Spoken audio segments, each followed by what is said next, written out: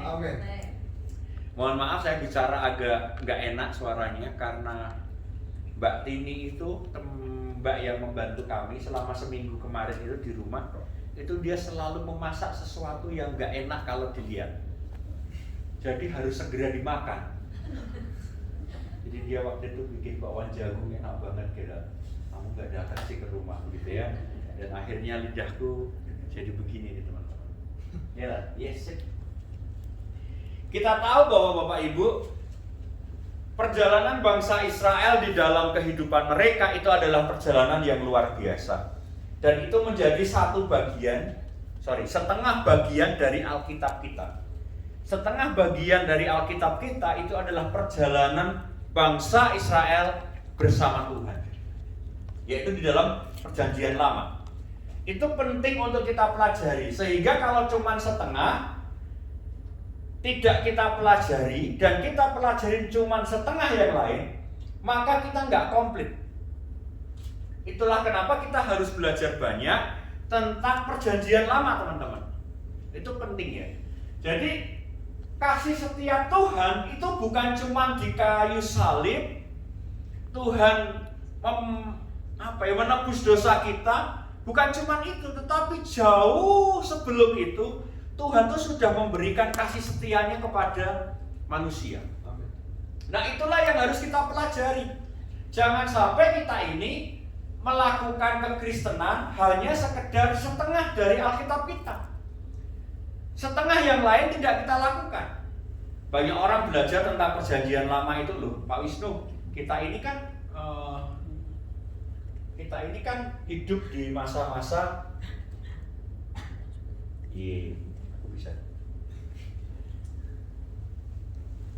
ada beberapa orang bilang begini, kita ini kan hidup di masa-masa pekerjaan Roh Kudus. Loh kok bisa? Nah iya, Tuhan Yesus kan masa pelayanannya itu pada saat Matius sampai dengan Yohanes selesai. Habis itu kisah para rasul dan Roh Kudus sampai sekarang. Kalau Allah Bapa itu masa pelayanannya adalah pada saat penciptaan sampai dengan Tuhan Yesus hadir. Berarti kalau sekarang kita ini ada di dalam masa-masa pelayanan Roh Kudus, jadi kita nggak perlu belajar lagi tentang perjanjian lama. Nah itu nggak boleh. Itu penting ya teman-teman. Jadi bahwa kita belajar tentang God mercy, kasih setia Tuhan itu bukan cuma satu hari atau dalam satu babak atau dalam satu bagian, tetapi keseluruhan kehidupan umat manusia ini adalah penuh dengan belas kasihan Tuhan, penuh dengan kasih setia Tuhan. Kita sudah belajar tentang water edition, di mana Tuhan memberikan kasih setianya melalui air bah. Luar biasa ya. Dan berikutnya kita sudah belajar tentang fire edition. Kita belajar bagaimana Tuhan boleh memakai Abraham melalui korban bakaran untuk menunjukkan kasih setia Tuhan kepada Abraham. Nah, kita juga belajar bahwa earth edition, bahwa Tuhan memberikan tanah perjanjian kepada bangsa Israel, teman-teman. Kita mau baca sama-sama di Ulangan 30 ayat 19 sampai dengan 20. Baca sama-sama, cuma pelan-pelan saja ya. Dari kata aku, 19-nya nggak usah dibaca. Oke ya, 1, 2, 3. Aku memanggil langit dan bumi menjadi saksi terhadap kamu pada hari ini. Kepadamu kuperhadapkan kehidupan dan kematian, berkat dan kutuk. Pilihlah kehidupan supaya engkau hidup, baik engkau maupun keturunanmu, dengan mengasihi Tuhan Allahmu, mendengarkan suaranya dan berpaut padanya. Sebab hal itu berarti hidupmu dan lanjut umurmu, untuk tinggal di tanah yang dijanjikan Tuhan dengan sumpah kepada nenek moyangmu, yakni kepada Abraham, Ishak, dan Yakub, untuk memberikannya kepada mereka. Amin. Bapak Ibu, kita tahu bahwa ini bangsa Israel di kitab Ulangan diingetin sama Musa. Besok kalau kamu sudah masuk ke dalam tanah perjanjian, ingat-ingat ya, supaya kamu hidupmu beruntung, supaya hidupmu penuh berkat, supaya lanjut umurmu. Kamu lakukan ini ya, lakukan ini ya. Lakukan apa? Lakukan mengasihi Tuhan, mendengarkan suaranya. Nah, itu yang kita pelajari di minggu pertama kemarin, teman-teman. Tetapi yang penting adalah Tuhan memberikan tanah kepada bangsa Israel. Sebuah bangsa yang gak punya apa-apa, jadi seorang budak di negara orang lain, gak punya apa-apa, tiba-tiba Tuhan bilang, kamu tak kasih tanah ya. Tanahnya tuh penuh madu dan susu, luar biasa, bukan tanah kering kerontang. Coba bisa bayangin kalau aku gak punya apa-apa, dan ketika tiba bilang bahwa Wisnu, kamu besok tak kasih sebuah tanah ya. Tanahnya tuh keren banget. Pokoknya itu bukan Sultan Ground, bukan siapa-siapa, pokoknya itu punyamu, begitu ya. Nah, aku nggak berhak, nggak apa-apa begitu. Tentu kan aku mau kan ya. Iya dong, mau dong Tuhan, begitu ya. Sekalian diurus pajaknya ya Tuhan, kan begitu. Ya kan? Nah, kasih kita berapi-api untuk menerimanya. Cuman pada saat itu Musa mengingatkan, pada besok kamu menikmati tanah perjanjian itu, kamu harus tahu bahwa engkau harus senantiasa mendengarkan suara Tuhan. Nah, teman-teman, kita belajar tentang Earth Edition ini adalah Tuhan memberikan tanah yang dijanjikan. Oh, tak kira ini cuma di HP ku sayang. Oh, ternyata ini benar-benar. Oke, jadi ini ada kata apa-apanya ini harusnya di bawah ya teman-teman, nggak apa-apa. Gitu ya. Tanah yang dijanjikan. Apa arti tanah buat kita? Ayo, tanah buat kita tuh apa tuh? Tanah tuh paling kan 2 kali 1 kali 3. Kepanjangan nggak ya 1 kali 3? Kepanjangan ya 1 kali 2, ya kan gitu.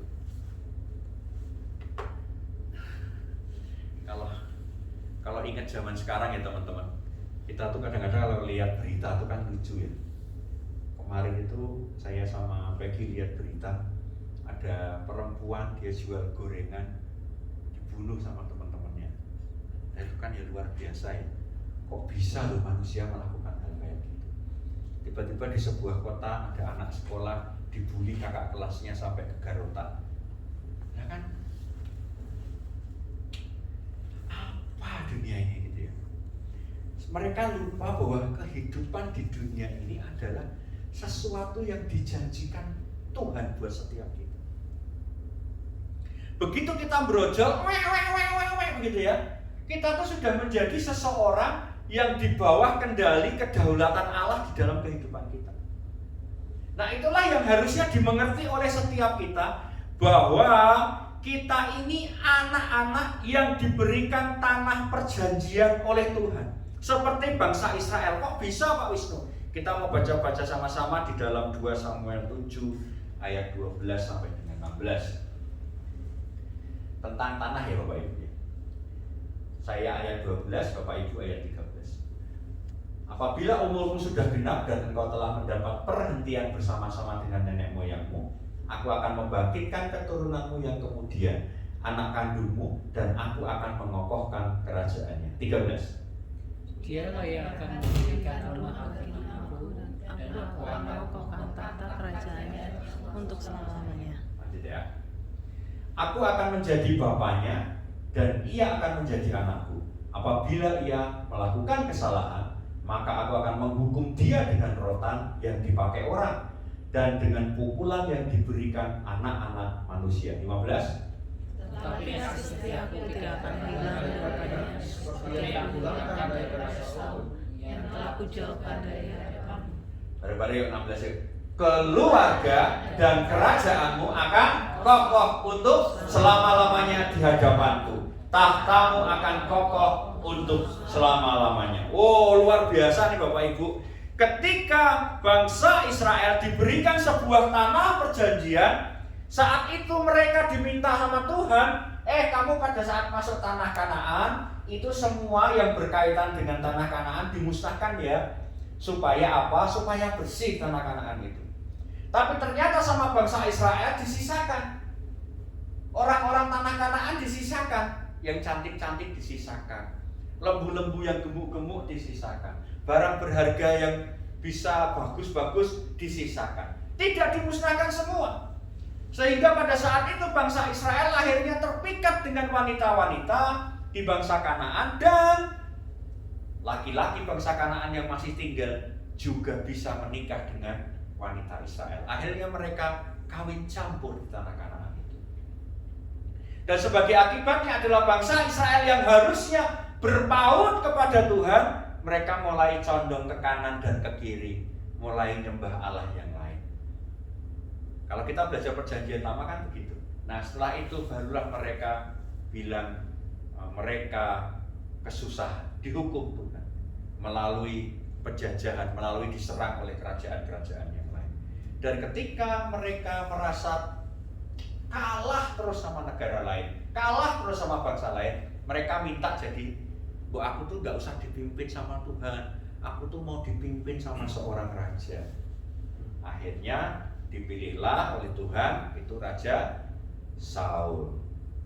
Saul itu dipilih Tuhan teman-teman, ya, dipilih Tuhan. Nah Saul, nah begitu Saul pelayanan segala macam jadi sebuah bangsa, Saul yang penuh kuasa ini, seorang raja ini juga melakukan sebuah kesalahan, yaitu dia mempersembahkan korban. Kenapa? Harusnya seorang raja tidak boleh mempersembahkan korban. Yang boleh mempersembahkan korban adalah imam, ya kan begitu. Nah kadangkala kita itu begitu teman-teman, ketika punya kuasa, semua pengen dilakuin, semua pengen merasa dia yang paling berkuasa, padahal harusnya tidak begitu ya. Dan puji Tuhannya bahwa sampai di dalam kerajaannya Daud, ketika Tuhan bilang sama Daud,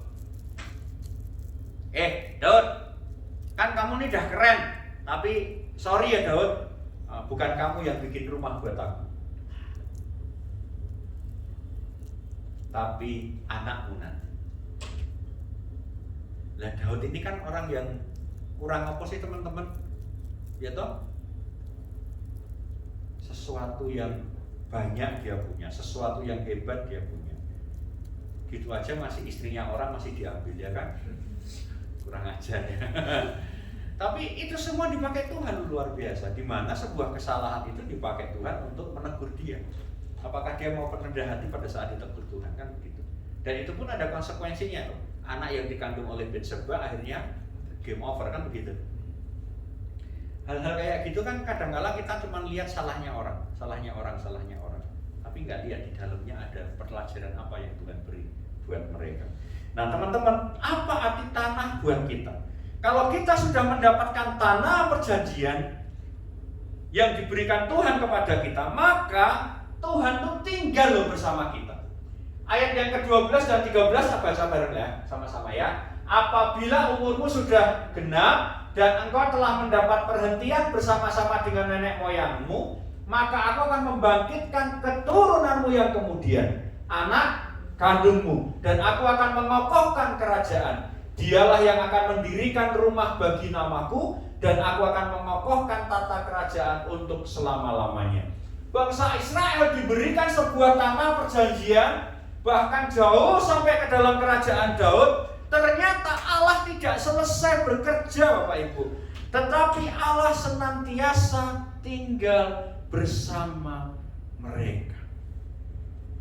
Ketika Daud nanti mati, ketika Daud nanti sudah berpulang, Tuhan bilang bahwa aku akan membangkitkan keturunanmu yang kemudian, anak kandungmu.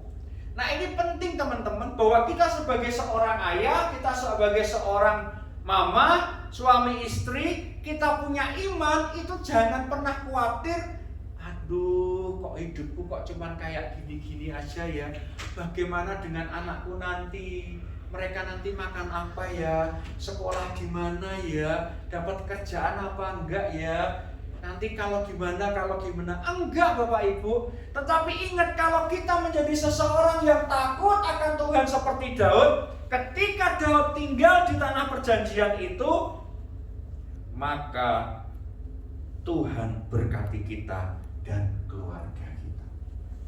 Ini penting.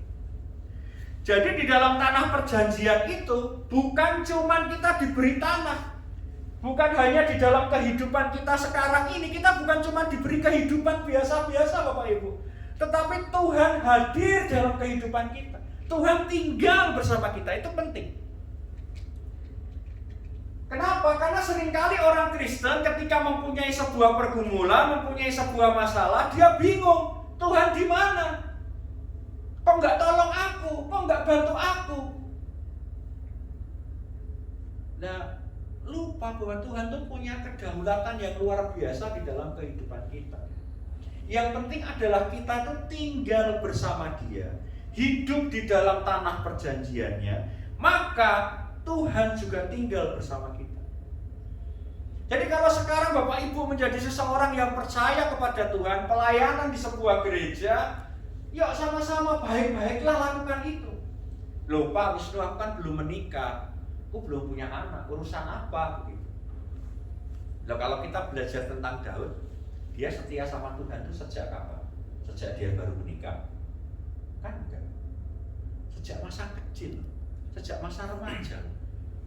Dia mengakui bahwa dia punya Allah yang luar biasa. Jadi Bapak Ibu, kalau engkau tinggal di tanah perjanjian Tuhan, kalau sekarang engkau tetap tinggal bersama Tuhan, maka juga Tuhan tinggal bersama kita. Dan ketika Tuhan tinggal bersama kita, so don't be afraid. Tuhan berkati kita dan keluarga kita. Kalaupun gereja ini sepertinya kok nggak ada apa-apanya, yakin dan percayalah bahwa kita menjadi keluarga Tuhan. Dan Tuhan pasti berkati kita. Berkatnya Tuhan dalam bentuk apa? Saya enggak berani memperkirakan berkat Tuhan dalam bentuk apa. Karena banyak kata orang bilang kalau diberkati Tuhan itu berarti kaya. Berarti kalau miskin banyak dosa. Kan gitu. Diberkati Tuhan itu sehat. Berarti kalau sakit banyak dosa. Diberkati Tuhan itu punya anak banyak. Yang nggak punya anak banyak dosa. Diberkati Tuhan tuh gerejanya besar, jemaatnya banyak. Berarti yang gerejanya kecil, jemaatnya cuma idik-iwir, nggak diberkati Tuhan.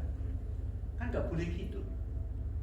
Jadi bagaimanapun juga kita tahu bahwa kita belajar bahwa di dalam 2 Samuel 7 ayat 12 ini, bahwa ketika kita masuk ke dalam tanah perjanjian, yakin dan percayalah Tuhan gak pernah tinggalkan kita.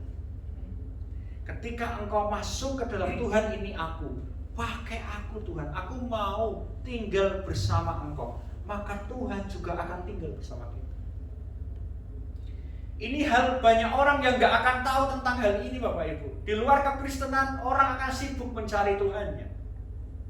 Bahkan kemarin beberapa waktu yang lalu saya lihat di berita TV juga, untuk masuk ke surga satu orang harus bayar 1,1 miliar. Itu di Komisi 8 DPR RI ketika mempermasalahkan pansus haji. Jadi ada orang yang mau naik haji aja, satu orang bayar 1,1. Itu Bapak DPR bilang, bayangkan mau masuk surga saja harus bayar 1,1 miliar. Lah kita, banyak orang tidak mengerti betapa hebatnya Tuhan kita Yesus Kristus.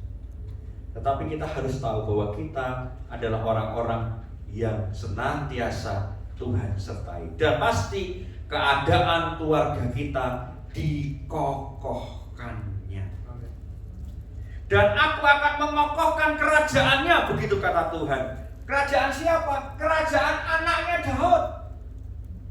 Bukan anaknya Daud itu kerajaannya kokoh bukan karena Daud, bukan karena warisannya, bukan karena tentaranya, tetapi karena Tuhan. Besok kalau aku nggak kasih warisan anakku makan apa? Makan sego. Dan saya itu kan seseorang yang dipuji Tuhan, diperbolehkan Tuhan menikmati yang namanya nggak dapat warisan. Mamahku tuh meninggal loh. Terus Mbak Tini itu dapat warisan dari mamaku. Dikasih anting-anting. Kasih anting-anting Mas. Luar biasa loh. Aku lho ora dikei. Mergo aku kakean dosa ya sama mamaku toh. Jadi enggak dikasih. Terus sama Mbak Tini itu iseng-iseng setelah pemakaman jauh hari lah gitu. Iseng-iseng ditimbangke di toko emas. Ditimbangke gitu. Teng-teng gitu. Terus, Mbak, kenapa kok ditimbang? Ya siapa tahu harganya berapa gitu. Ini masnya mas palsu kok. Bayangin loh. Jadi itu mama punya anting-anting, itu dia beli di toko emas. Suatu saat mama itu butuh duit, digadekke lah gitu kan. Digadekan, minta tolong ke kakakku. Terus mama punya uang, ditebus anting-antingnya. Nah, anting-antingnya dikembalikan. Nah, itulah yang dikembalikan dalam bentuk emas palsu. Yang asli kemana? Nggak tahu. Itu kehidupan kami. Tetapi ketika aku mau, Wisnu nih, tak bukain jalan ya. Kamu punya masalah, udah tak ceritain bacakan di beberapa kali khotbah. Yang masalah, nih kamu mau nggak masuk ke dalam tanah perjanjianku?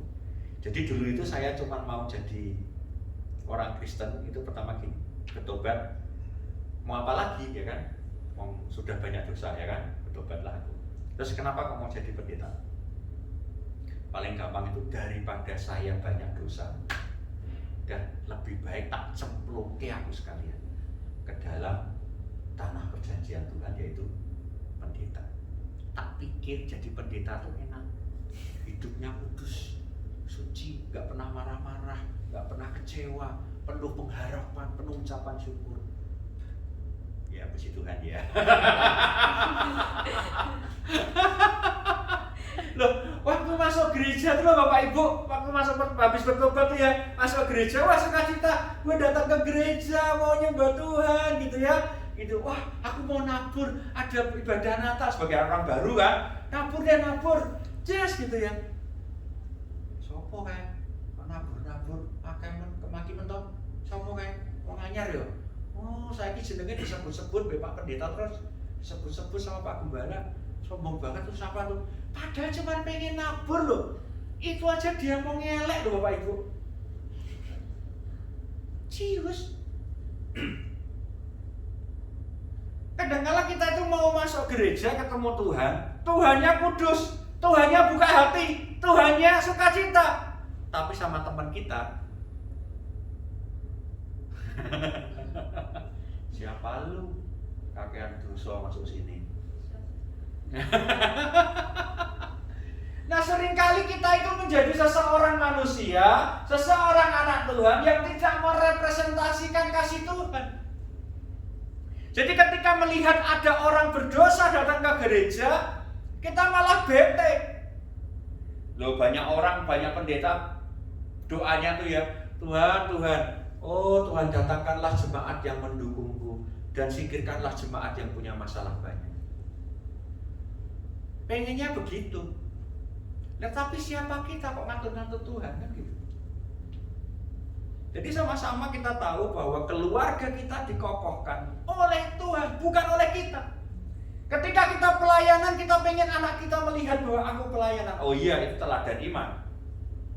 Tetapi aku yakin dan percaya iman dia kokoh bukan karena aku yang memberikan teladan, tetapi karena Tuhan yang mengokohkan. Itu penting Bapak. Dan yang pasti kalau Tuhan tinggal bersama kita, tadinya aku nulisnya itu, dan anak kita menjadi seseorang yang dipakai Tuhan luar biasa. Cuman kan nggak semua orang punya anak. Mana coba? Makanya tak tulis dan keluarga.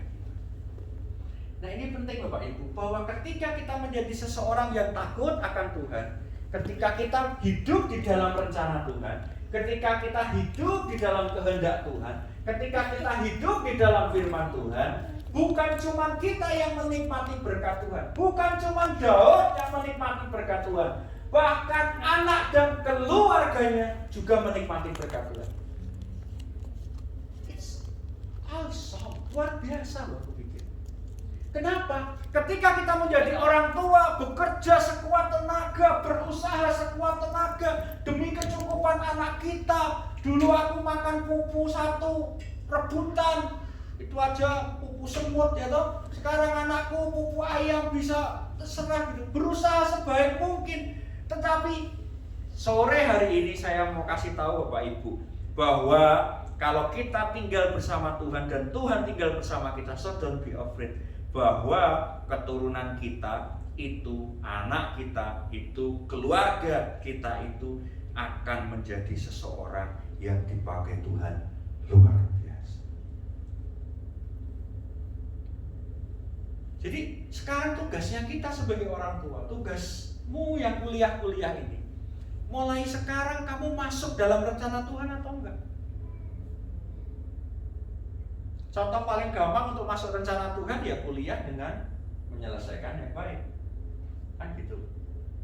Apalagi arsitek, sudutnya nggak boleh miring selisih derajat, kan begitu. Penuh tanggung jawab gitu. Kan aku masih remaja Pak, masih pemuda Pak, ngapain tanggung jawab? Tanggung jawab itu mulai dari yang kecil. Ketika jemaat yang sedikit menurut kata orang itu tidak aku treatment, tidak kita gembalakan dengan baik, ya Tuhan tidak akan tambah-tambahkan. Nah itu yang ini kan tertempelak saya sendiri toh. Saya tuh kehabisan waktu gitu Pak. Bahkan kemarin tuh ada teman ngirim sebuah file, aku janji baca, nggak tak baca sampai sekarang. Kehabisan waktu sama sekali. Jadi mulai memanage waktu lagi. Malam minggu kemarin saya pergi sama istri berdua, diperbolehkan Tuhan punya waktu berdua sama istri, beli gudeg. Sorry Bapak Ibu, ini cuma cerita aja ya, kayak nggak aja. Istriku bilang, tanya gini, gimana ya caranya supaya jemaat itu bisa banyak gitu ya? Atau kalau kita kehilangan teman 1, 2 gitu kok rasanya kok nggak enak di hati? Atau ya aku bilang bahwa kecewa itu wajar dan baik. Berarti itu tanda kita mencintai seseorang. Misalkan sebuah keluarga yang tadinya bersama kita, tiba-tiba dia nggak bersama kita gitu kan. Kecewa itu wajar, sedih itu wajar, berarti kita sayang sama dia gitu kan. Tetapi yang lebih hebat lagi yang harus kita lakukan adalah, berarti ternyata mungkin kapasitas kita belum sampai ke situ untuk menggembalakan dia. Berarti sekarang siapkan kapasitas kita. Siapkan. Termasuk anak kita. Anak kita tinggal di dalam sebuah keluarga. Yakinkan bahwa keluarga kita itu ada di dalam rencana Tuhan. Supaya apa? Supaya Tuhan tinggal bersama kita.